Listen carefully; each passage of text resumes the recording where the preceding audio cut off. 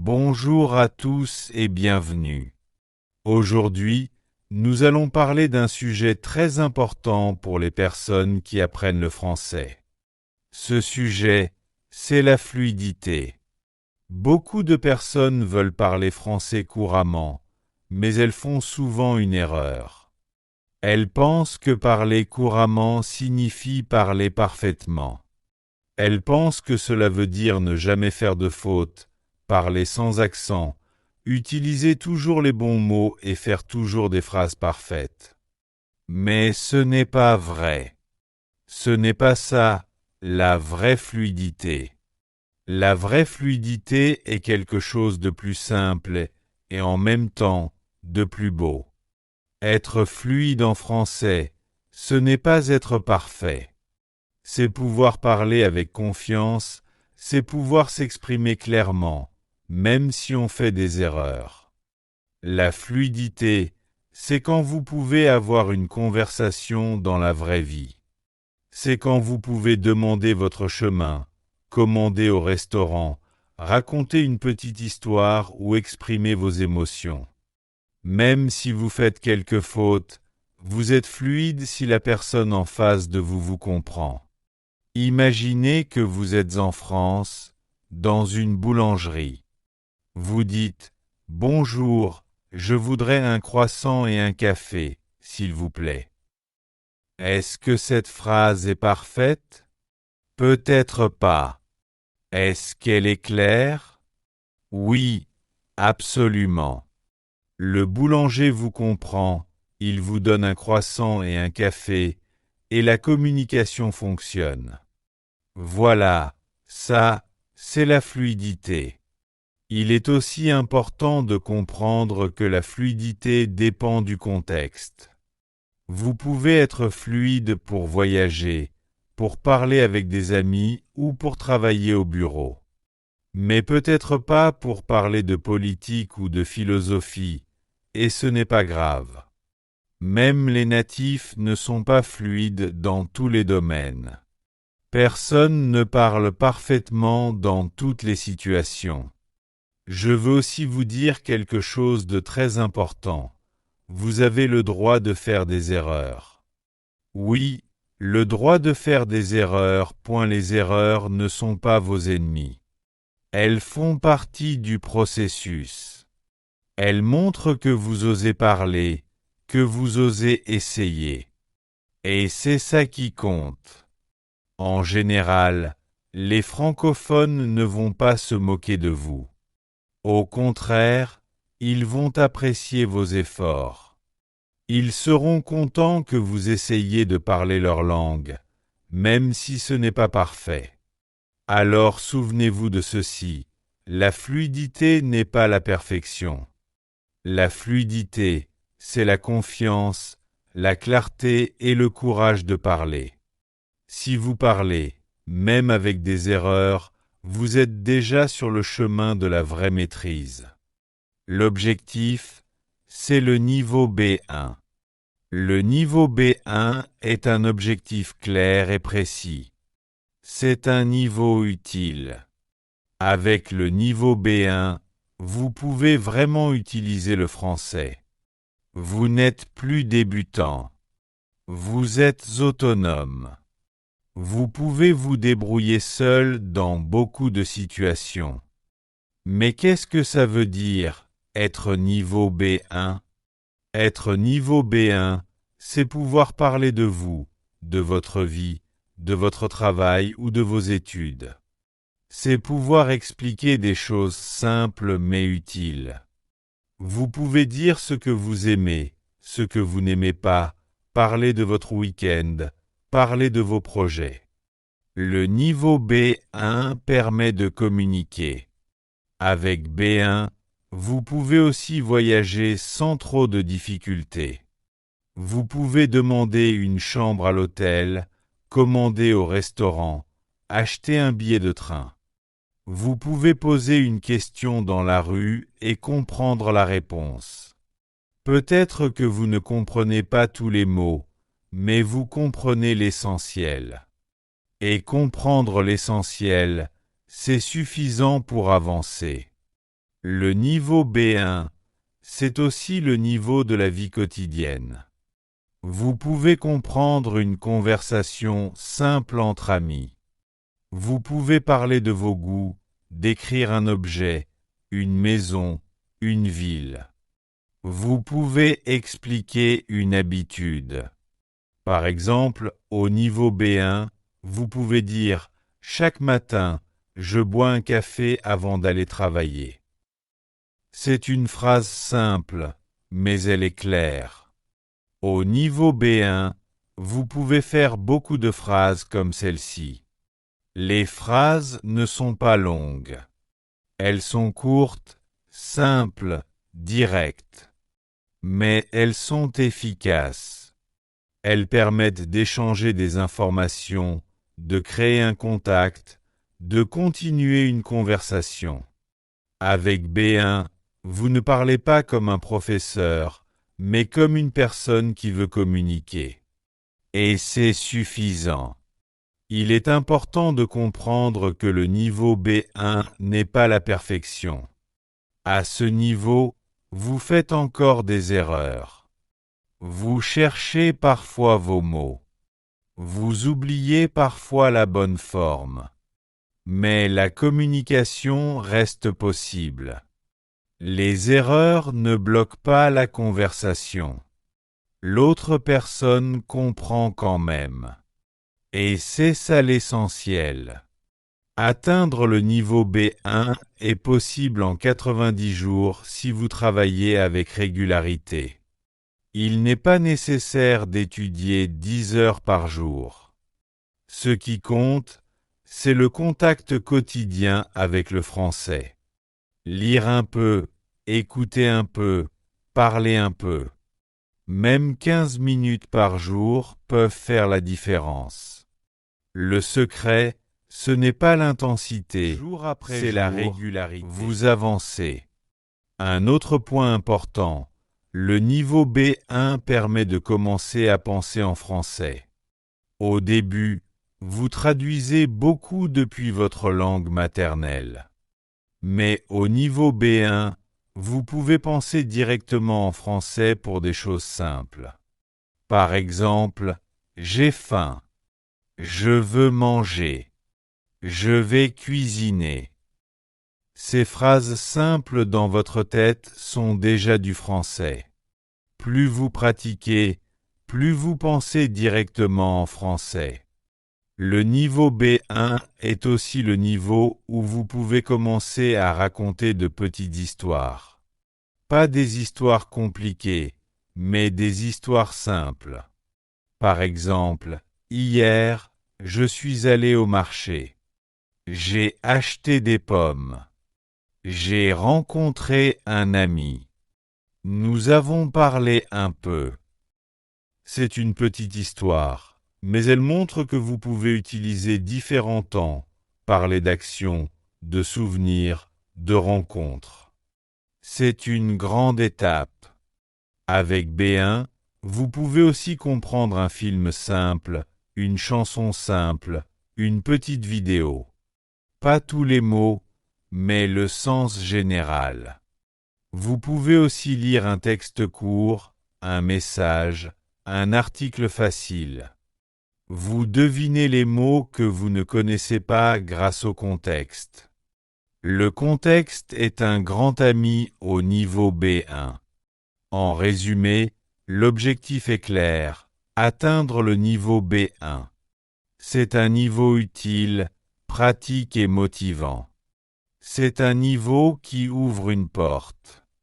Avant le B1, vous apprenez beaucoup, mais vous utilisez peu la langue.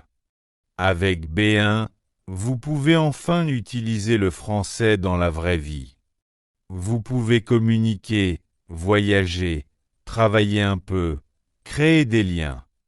B1 est un objectif réaliste, fort et possible en 90 jours avec un travail régulier. Il est très important de parler dès le premier jour.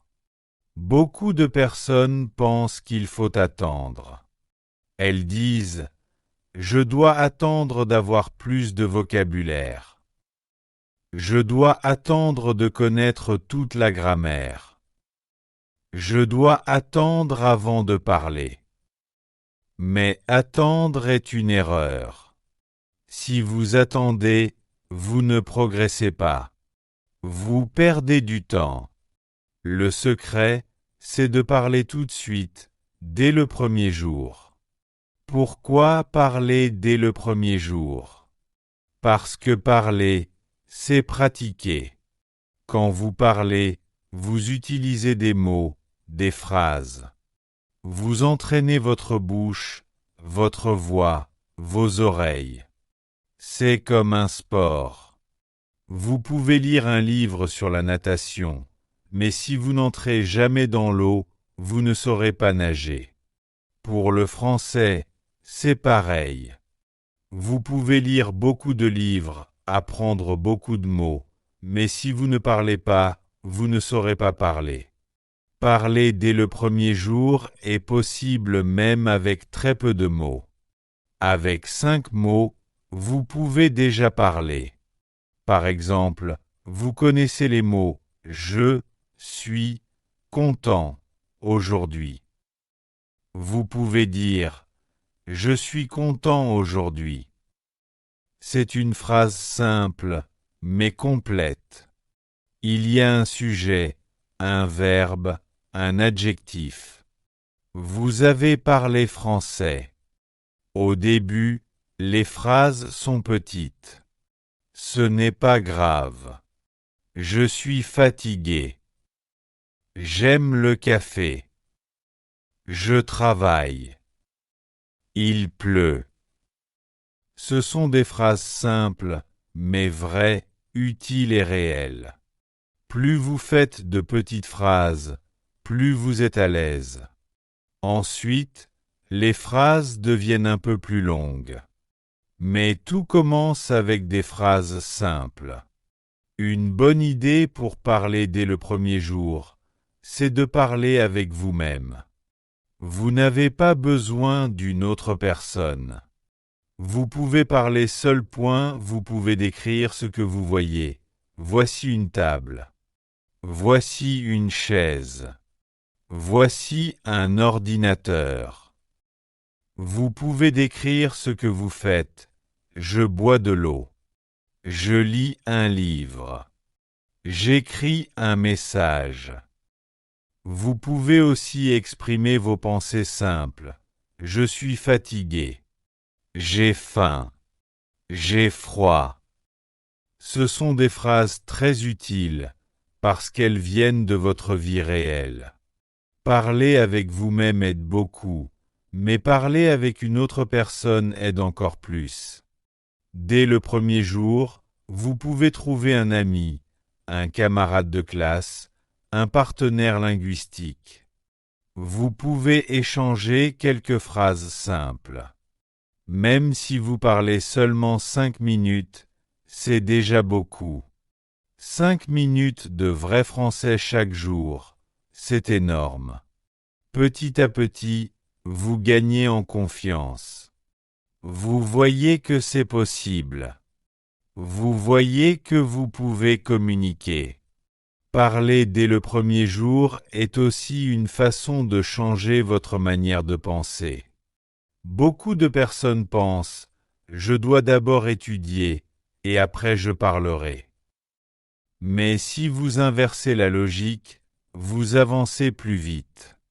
Si vous dites « je parle et en parlant, j'apprends », alors vous progressez beaucoup plus rapidement. La pratique réelle est la meilleure école. Un autre avantage de parler dès le premier jour, c'est la mémoire. Quand vous parlez, vous utilisez des mots.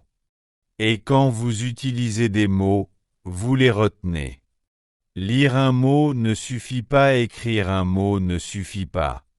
Pour bien mémoriser un mot, il faut le dire, il faut l'utiliser dans une phrase. Parler, c'est donc aussi vous n'avez pas beaucoup de vocabulaire. Mais ce n'est pas un problème. Avec 10 verbes et 20 noms, vous pouvez déjà créer beaucoup de phrases.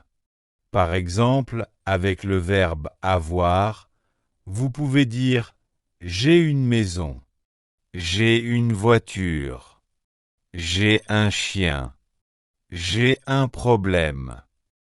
Avec le verbe être, vous pouvez dire « je suis fatigué »,« je suis content »,« je suis professeur »,« je suis étudiant ». Vous voyez, avec très peu de mots, vous pouvez déjà beaucoup parler. En conclusion, parler dès le premier jour est une règle d'or. C'est un principe simple mais très puissant. Plus vous parlez tôt, plus vous apprenez vite.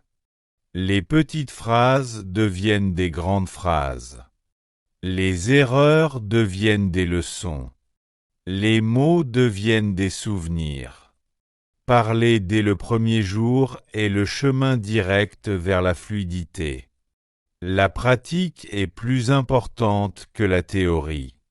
Beaucoup de personnes l'oublient. Elles passent trop de temps sur la théorie et pas assez sur la pratique. Elles lisent beaucoup de livres, regardent beaucoup de cours, apprennent beaucoup de règles. Mais quand il faut parler, elles sont bloquées. Pourquoi? Parce qu'elles n'ont pas assez pratiqué. La théorie est utile. La grammaire est un outil. Les listes de vocabulaire sont des outils. Les livres sont des outils. Mais les outils seuls ne servent à rien. Imaginez, vous avez un marteau et des clous. Vous avez tout ce qu'il faut pour construire une maison. Mais si vous ne travaillez pas avec vos mains, la maison ne sera jamais construite. Le marteau et les clous restent sur la table. Pour avoir une maison, il faut utiliser les outils. C'est la même chose avec le français. Autre image, la natation.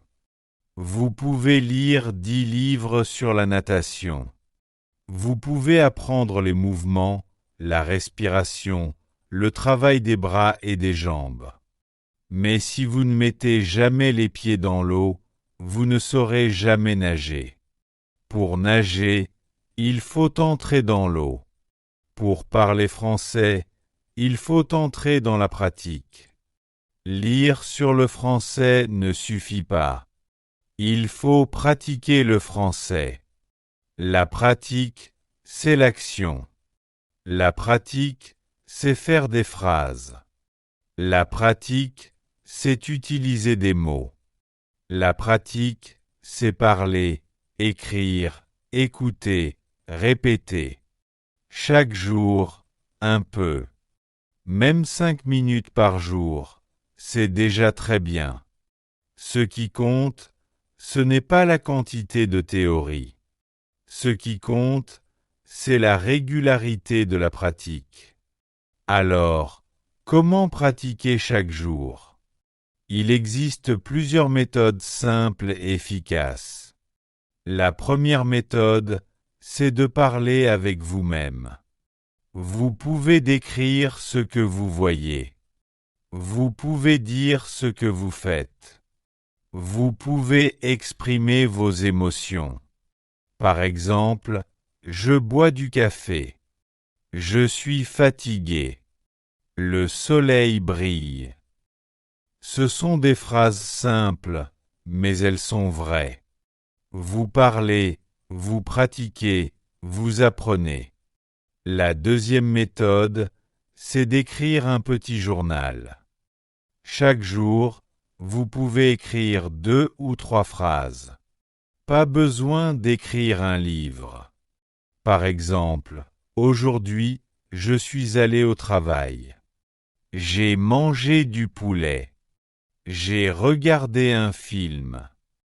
C'est court, mais c'est très efficace, parce que chaque phrase est une vraie pratique. La troisième méthode, ce sont les dictées. Vous écoutez une phrase en français, puis vous l'écrivez. Cela vous aide à mieux écouter.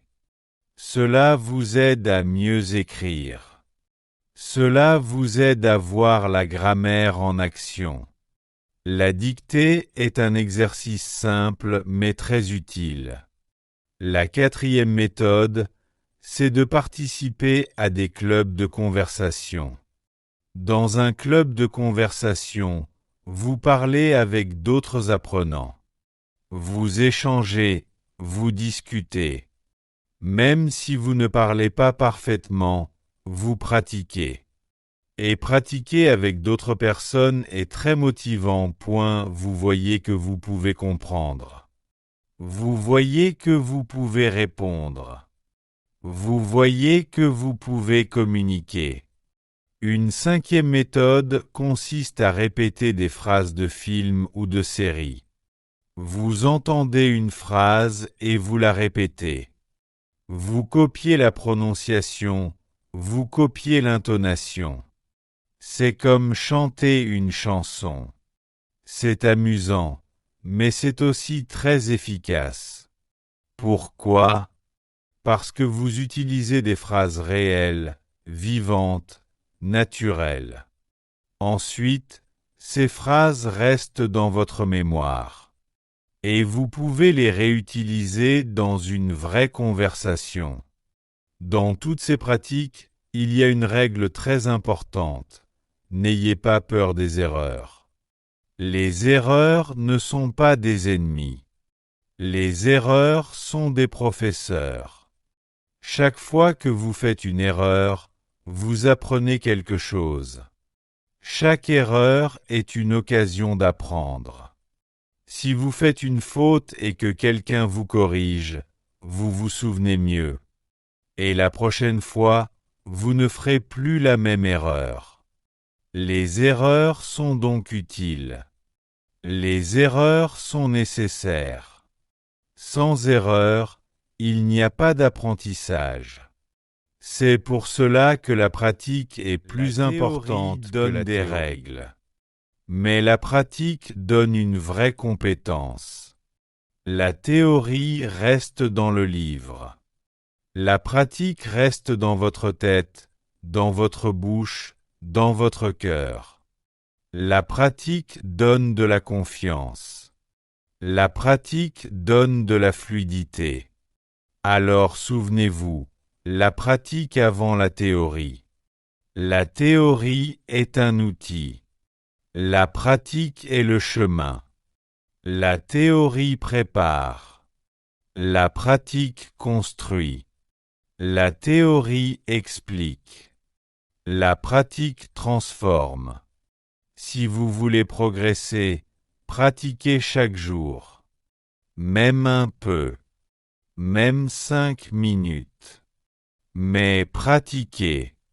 Parce que seul celui qui pratique avance vraiment. Penser en français est une étape très importante pour devenir fluide. Au début, beaucoup de personnes font la même erreur. Elles traduisent toujours dans leur tête. Elles pensent d'abord dans leur langue, puis elles traduisent en français.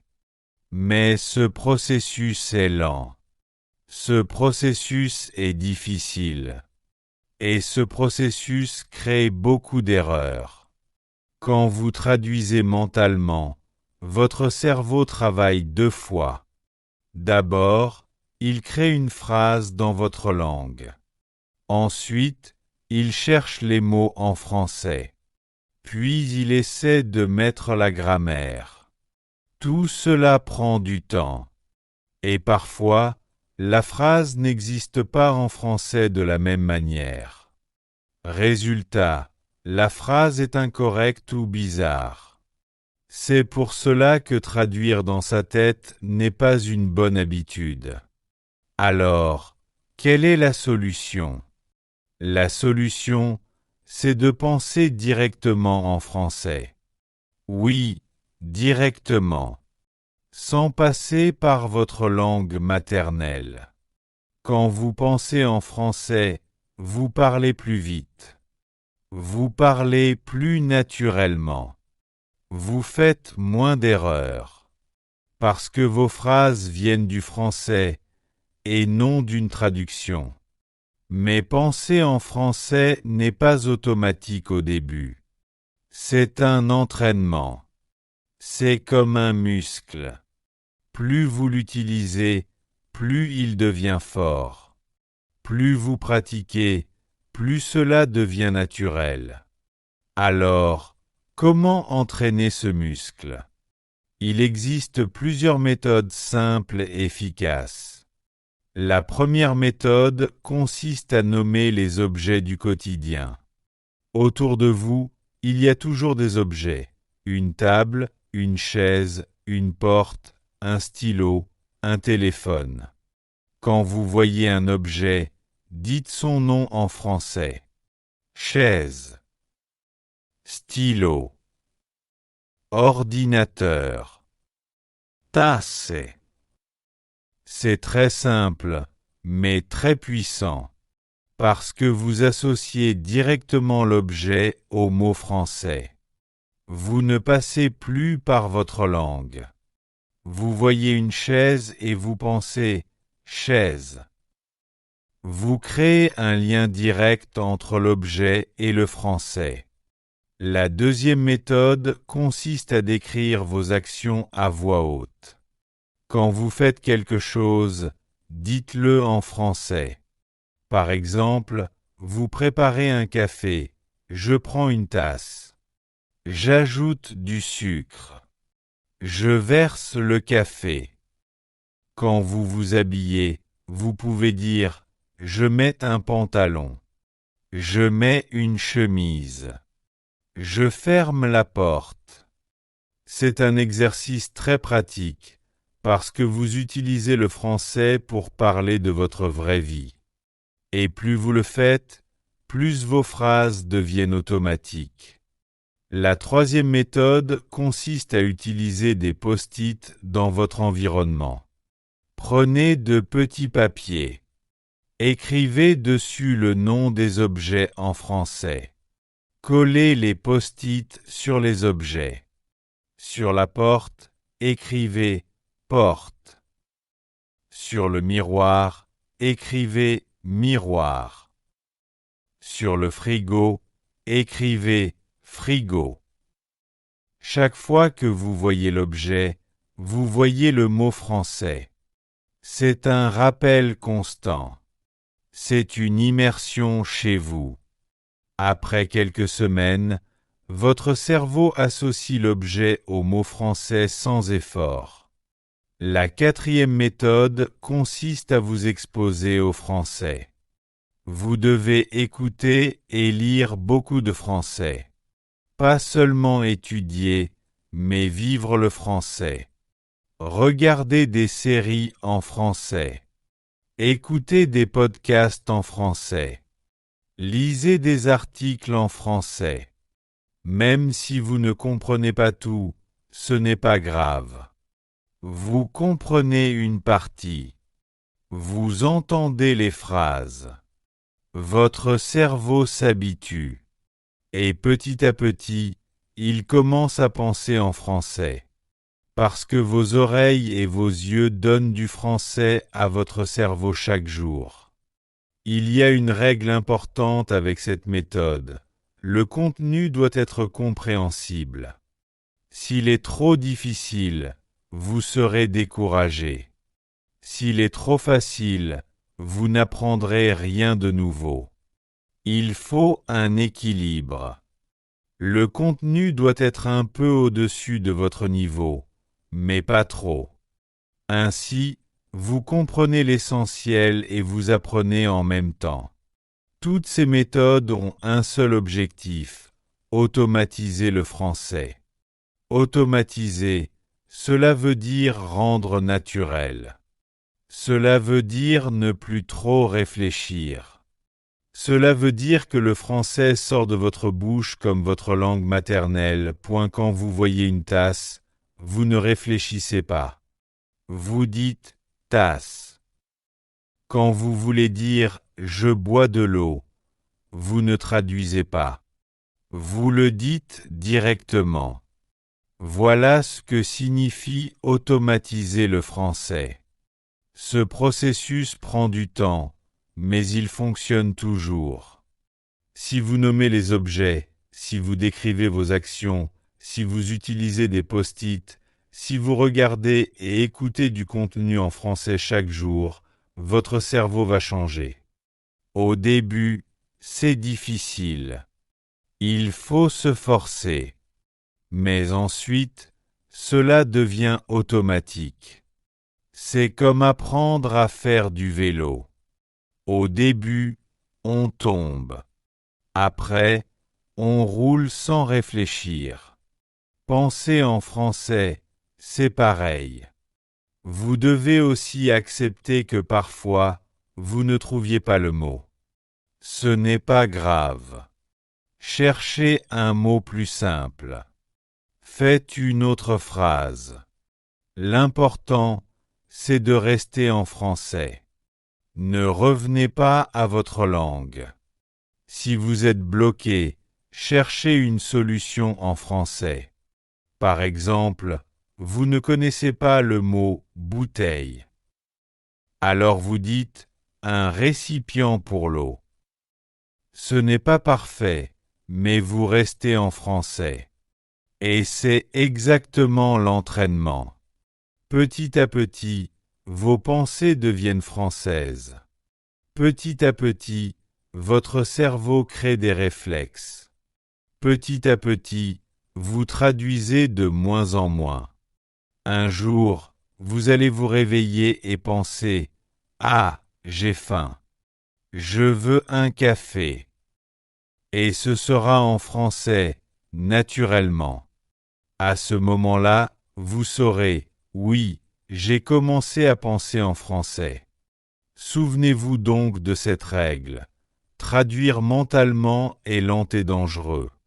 Penser directement en français est rapide et efficace. Vous pouvez entraîner ce réflexe avec de petites actions simples. Nommer les objets, décrire vos actions, utiliser des post-it, consommer du contenu en français. Faites cela chaque jour, même quelques minutes.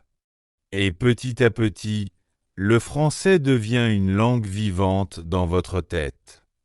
Et quand le français vit dans votre tête, il sort naturellement de votre bouche.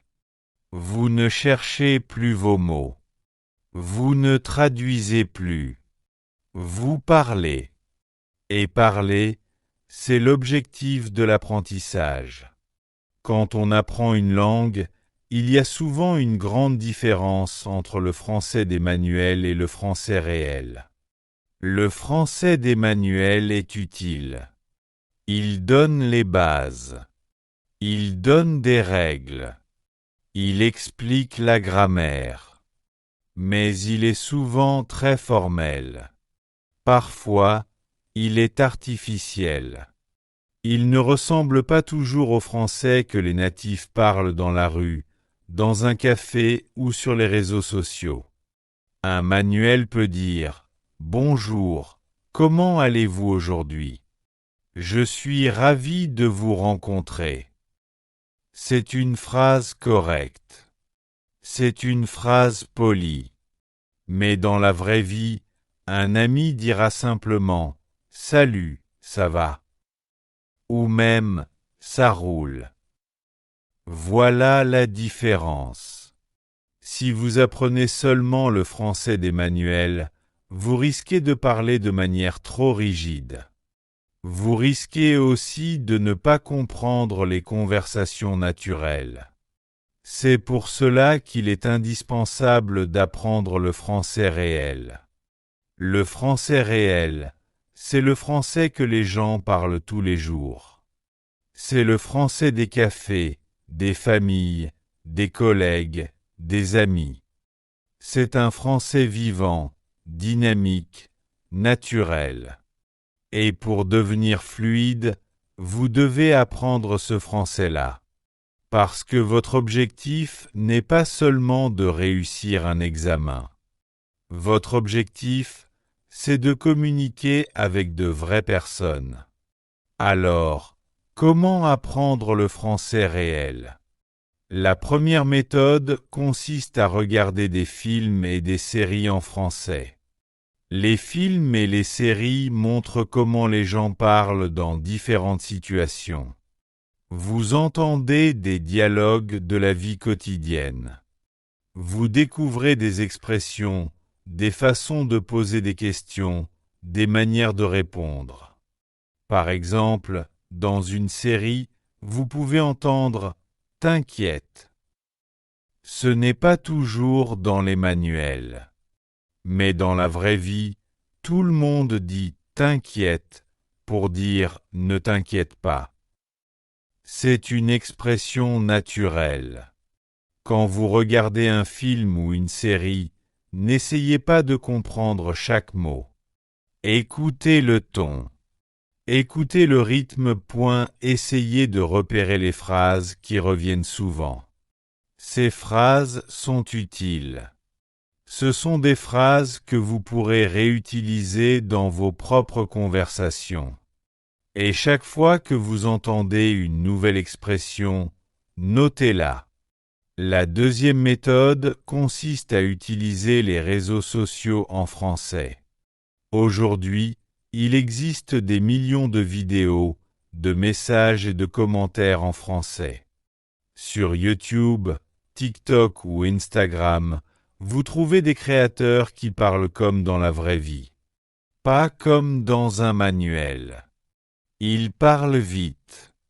Ils utilisent de l'argot. Ils utilisent des expressions courantes. Et c'est exactement ce dont vous avez besoin. Parce que si vous voulez comprendre les natifs, vous devez être exposé à leur langue authentique. Par exemple, sur TikTok, un créateur peut dire « J'ai la flemme de sortir ». Cette phrase n'est pas toujours expliquée dans les manuels. Mais dans la vraie vie, tout le monde comprend. Avoir la flemme, ça veut dire ne pas avoir envie, être trop paresseux pour faire quelque chose. C'est une expression très utilisée. Quand vous la connaissez, vous comprenez beaucoup mieux les conversations informelles. La troisième méthode consiste à créer un carnet d'expressions réelles. Prenez un petit carnet ou utilisez une application sur votre téléphone. Chaque fois que vous entendez une expression naturelle, écrivez-la. Pas seulement le mot, mais la phrase complète. Par exemple, « ça m'énerve ». Puis, écrivez une traduction simple, « det à noimeux ». Ensuite, écrivez une situation. Quand je dois attendre longtemps, je dis « ça m'énerve ». Ce carnet devient votre trésor. C'est votre collection personnelle de français vivant. Pourquoi apprendre des phrases complètes?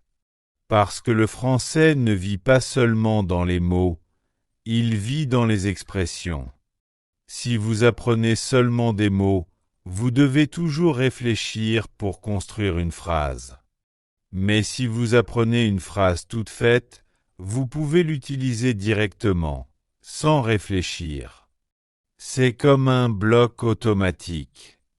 Par exemple, au lieu d'apprendre seulement le mot « fatigué », apprenez la phrase « je suis crevé ». C'est plus naturel et vous pouvez l'utiliser tout de suite. La quatrième méthode consiste à observer et à imiter les natifs. Quand vous parlez avec des francophones, écoutez attentivement. Observez leurs expressions. Regardez comment ils saluent, comment ils posent une question, comment ils réagissent. Peut-être qu'un ami dit souvent « carrément » pour dire « oui, exactement ». Notez-le, répétez-le, utilisez-le. C'est exactement comme un acteur qui imite un autre acteur. On imite pour apprendre. Et plus vous imitez, plus votre français devient naturel. Il est aussi très utile de répéter à voix haute. Quand vous entendez une phrase intéressante, mettez la vidéo en pause et répétez. Par exemple, un personnage dit « Tu plaisantes, j'espère ». Arrêtez la vidéo et dites la phrase avec le même ton, la même émotion. C'est un excellent entraînement. Vous ne répétez pas seulement les mots, mais aussi la musique de la langue. Et cette musique fait toute la différence entre le français scolaire et le français naturel. Mais attention, le français réel est parfois familier. Certaines expressions sont très informelles. Par exemple, entre amis, on peut dire « c'est nul ». Mais au travail ou dans une situation officielle, ce n'est pas approprié. Il faut donc faire attention au contexte. Observez quand et comment les natifs utilisent ces expressions. Apprenez à choisir selon la situation. Apprendre le français réel, ce n'est pas seulement apprendre de nouvelles phrases. C'est aussi changer votre façon d'écouter. Quand vous écoutez, ne cherchez pas seulement les mots que vous connaissez. Cherchez des expressions complètes. Parfois, vous comprenez le sens sans comprendre chaque mot. Par exemple, si quelqu'un dit « T'inquiète, je m'en occupe ». Même si vous ne connaissez pas « je m'en occupe », vous comprenez que la personne veut dire « Ne t'inquiète pas, je vais gérer ». Voilà le secret, comprendre globalement, observer les situations et imiter. Petit à petit, avec cette méthode, votre français devient plus naturel. Vous n'êtes plus un étudiant qui récite un manuel. Vous devenez une personne qui vit en français. Vous utilisez les mots que les natifs utilisent. Vous comprenez leurs blagues, leurs réactions, leurs émotions. Ça change tout. Parce que parler une langue, ce n'est pas seulement connaître la grammaire. C'est aussi partager une culture. Et le français réel est la porte d'entrée vers cette culture. Alors souvenez-vous, le français des manuels est une base, mais ce n'est pas suffisant. Si vous voulez parler comme les francophones, vous devez écouter, lire et répéter du français réel. Vous devez remplir votre carnet d'expressions. Vous devez observer et imiter. Vous devez vous exposer aux films, aux séries, aux réseaux sociaux. Plus vous entrez dans ce français vivant, plus vous devenez fluide. Un jour, un natif vous dira « Tu parles comme nous ». Ce jour-là, vous saurez que vous avez atteint un niveau vraiment naturel. Et ce sera la récompense de votre travail. L'écoute est un pilier de l'apprentissage des langues. On peut dire que l'écoute est la base, le fondement. Avant de parler, il faut écouter. C'est comme un enfant. Quand un bébé apprend sa langue, il ne commence pas à parler tout de suite. Pendant des mois, il écoute. Il écoute la voix de sa mère, la voix de son père, les sons de la maison. Il ne comprend pas tout, mais il écoute. Et petit à petit, son cerveau s'habitue au son. Un jour, il commence à répéter. Puis, il commence à parler. Pour un adulte qui apprend le français, c'est exactement la même chose. Avant de parler couramment, il faut beaucoup écouter. Écouter, c'est une habitude. Écouter, c'est un entraînement. Et la bonne nouvelle, c'est que 10 à 20 minutes par jour suffisent au début. Pas besoin d'écouter 3 heures. Pas besoin de comprendre chaque mot. Ce qui compte, c'est la régularité. Même un peu, votre oreille devient plus forte. Pourquoi est-ce si important? Parce que le français parlé est différent du français écrit. Quand nous lisons un manuel, nous voyons des phrases séparées, claires, bien structurées. Mais quand les gens parlent, ils vont plus vite. Ils lisent les mots. Ils mangent des sons. Par exemple, au lieu de dire « I don't know », beaucoup de gens disent « du know ». Si tu n'es pas habitué à écouter, tu ne comprends pas. Mais si tu as souvent écouté, tu reconnais le rythme, tu reconnais les sons, et tu comprends. Donc l'objectif de l'écoute quotidienne n'est pas de tout comprendre. L'objectif est de familiariser ton oreille. C'est reconnaître les sons.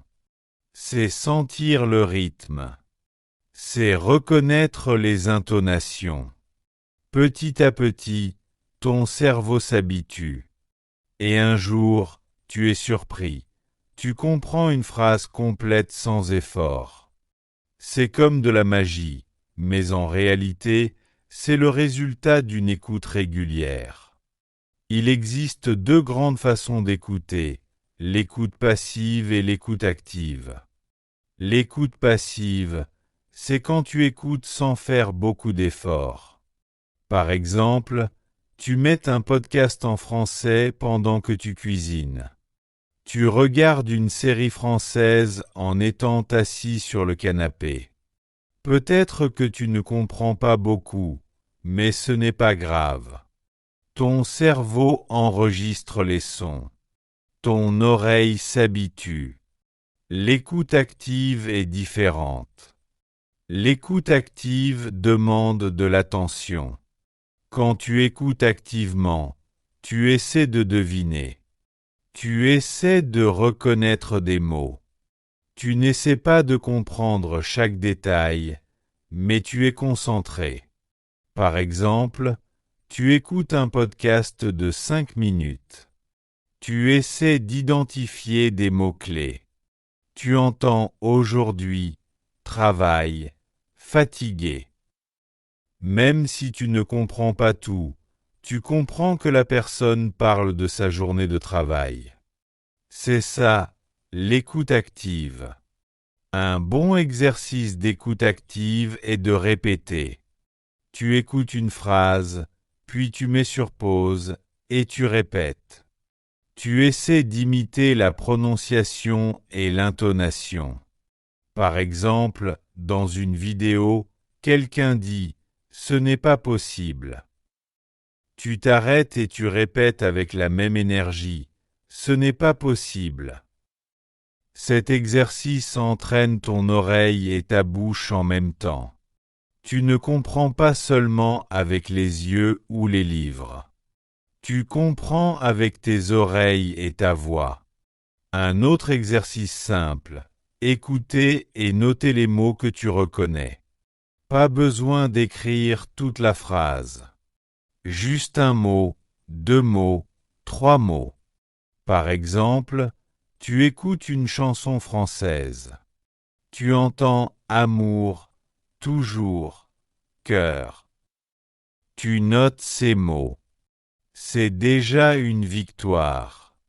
Parce qu'au début, ton objectif n'est pas de tout traduire.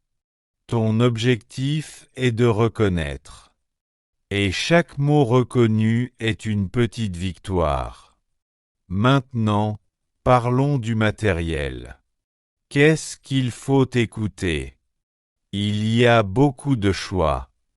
Tu peux écouter des podcasts pour apprenants.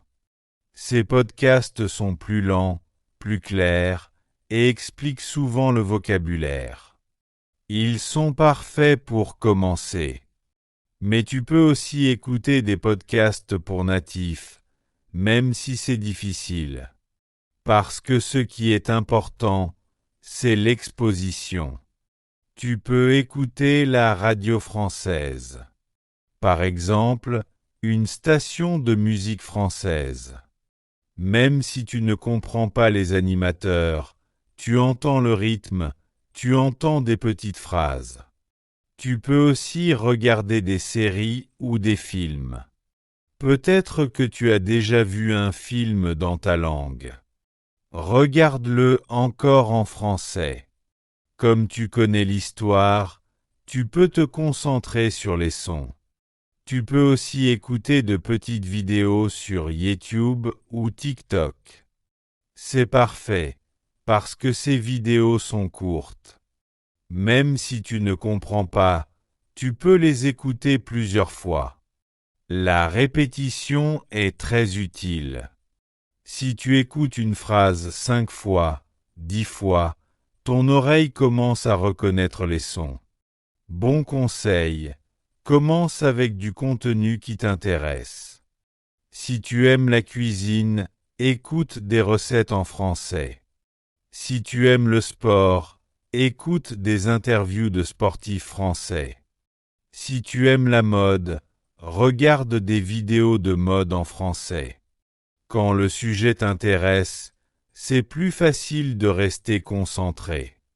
Beaucoup d'apprenants ont peur de ne pas comprendre. Ils disent « Je n'écoute pas parce que je ne comprends rien ». Mais c'est une erreur. Personne ne comprend tout au début. Même un enfant ne comprend pas tout de suite. La compréhension vient après point l'écoute est la première étape. Et plus tu écoutes, plus tu comprends. Alors, prends un petit engagement, 10 minutes par jour. Pas besoin de plus. Tu peux écouter en marchant. Tu peux écouter dans le bus. Tu peux écouter avant de dormir. C'est simple, mais très puissant. Parce que chaque jour, tu ajoutes une petite brique. Et après quelques mois, tu as construit une maison solide. Souviens-toi. Ce qui est important, ce n'est pas la quantité, c'est la régularité. Un peu chaque jour vaut mieux que 3 heures d'un contact quotidien avec le français. Même si tu n'as que 5 minutes, écoute. C'est toujours mieux que rien. Petit à petit, l'écoute change ton cerveau. Tu commences à reconnaître des mots sans réfléchir. Tu commences à anticiper. Tu entends une question et tu connais déjà la réponse. Parce que ton oreille s'est entraînée. L'écoute est comme un sport. Plus tu pratiques, plus tu deviens fort. Un jour, tu vas écouter une conversation entre deux natifs et tu vas comprendre beaucoup plus que tu ne le pensais. Tu vas sourire, parce que tu sauras que ton oreille s'est habituée. Tu vas réaliser que l'écoute quotidienne t'a transformé. Apprendre le français en 90 jours est possible si tu suis un plan clair. Pour progresser, il faut avancer par étapes. Tu ne peux pas tout faire en même temps. C'est comme construire une maison. Tu commences par les fondations, puis les murs, et enfin le toit. Pour le français, c'est pareil. Nous allons suivre 3 phases. La première phase pour construire les bases, la deuxième phase pour pratiquer activement, et la troisième phase pour vivre en français. Chaque phase dure 30 jours. 3 phases de 30 jours égale 90 jours. La première phase va du jour 1 au jour 30. Ici, l'objectif est simple, construire les bases. Les bases sont comme les fondations d'une maison. Sans base solide, la maison tombe. Donc, pendant cette première phase, tu ne dois pas trop parler. Tu dois d'abord écouter, lire et apprendre du vocabulaire. Concrètement, cela veut dire écouter entre 15 et 30 minutes chaque jour. L'écoute est la clé. Au début, tu ne vas pas tout comprendre. Peut-être seulement quelques mots. Mais ce n'est pas grave. ton oreille s'habitue. Comme on l'a déjà dit, un enfant écoute avant de parler. Tu dois faire la même chose. En plus de l'écoute, tu dois apprendre du vocabulaire utile. Pas 100 mots par jour, c'est impossible. Pas 50 non plus. Mais 10 mots par jour, c'est réaliste. En 30 jours, ça fait 300 mots. Avec 300 mots utiles, tu peux déjà comprendre et dire beaucoup de choses simples. Mais attention, choisis des mots utiles. Par exemple, manger, boire, marcher, maison, travail, famille. Ce sont des mots de la vie quotidienne. Enfin, dans cette première phase, tu dois lire. Mais pas des romans compliqués. Pas Victor Hugo, pas de la littérature. Lis des textes courts. Lis des dialogues simples. Par exemple, un dialogue au restaurant, un dialogue à la gare, un petit article pour débutants. Ces lectures sont comme des mini-entraînements. Elles sont faciles, rapides et renforcent ton vocabulaire. C'est la première phase. Écouter chaque jour, apprendre 10 mots par jour, lire de petits textes. Si tu fais ça pendant 30 jours, tu construis des bases solides. Ensuite, la deuxième phase va du jour 31 au jour 60. Ici, on change un peu. Tu as déjà des bases. Tu as du vocabulaire. Tu as beaucoup écouté. Maintenant, c'est le moment de pratiquer activement. C'est-à-dire, parler. À partir du jour 31, tu dois parler chaque jour. Pas 2 heures, pas 1 heure, mais au moins 5 minutes. 5 minutes, c'est possible. Tu peux parler seul ou avec quelqu'un. Tu peux t'enregistrer. Tu peux parler devant un miroir. Tu peux répéter des phrases. Mais ce qui est important, c'est que chaque jour, ta bouche s'habitue au français. Pendant cette phase, tu peux aussi utiliser des applications pour parler avec des natifs. Il existe beaucoup d'applications d'échange linguistique.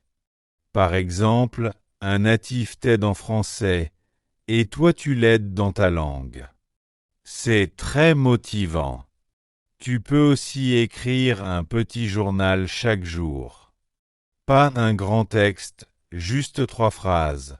Aujourd'hui, je suis allé au travail. J'ai mangé du riz. Je suis fatigué. C'est simple, mais c'est de la pratique.